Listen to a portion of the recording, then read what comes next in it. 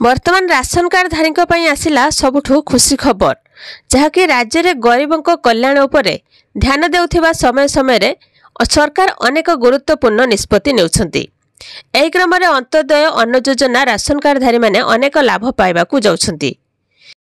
तो दारिद्र्य सीमारेखा तले थिबा परिवार मानक पई मोदी सरकार अंत्योदय अन्न योजना कार्यकारी करिसंती।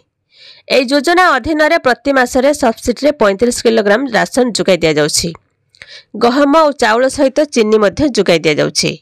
राशन कार्ड थिले अनेक सुविधा जुगाई देउछंती केंद्र सरकार। जदि आपण मान पाखरे राशन कार्ड अछि तेबे वीडियो को निहाती भाबरे देखंतु। वीडियो को लास्ट पर्यंत देखंतु और वीडियो को लाइक करंतु। चैनल को सब्सक्राइब करी पाखर थिबा घंटी चिन्ह को दबाई दियंतु। तेबे ई घोषणा मुताबिक जदि आपण मान पाखरे राशन कार्ड टी अछि एवं आपणक बयस 18 रु 82 वर्ष मध्य रही तेबे सहजरे एही योजनार लाभ उठाई पारिबे। कारण एही योजना रे सरकार प्रति मासरे 5000 टंका आपणक अकाउंट को पठाइबे। एही योजना रे प्रीमियम राशि प्रदान करी हिताधिकारी 1000 टंका रु 5000 टंका पर्यंत पाई पारिबे।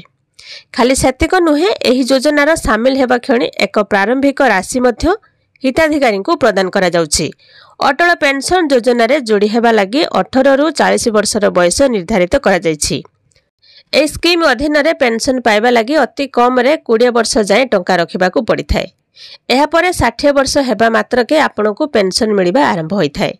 स्कीम सह जोड़ी हेबा लागि आपनको पाखरे बैंक अथवा पोस्ट ऑफिस रे अकाउंट थिबा जरूरी।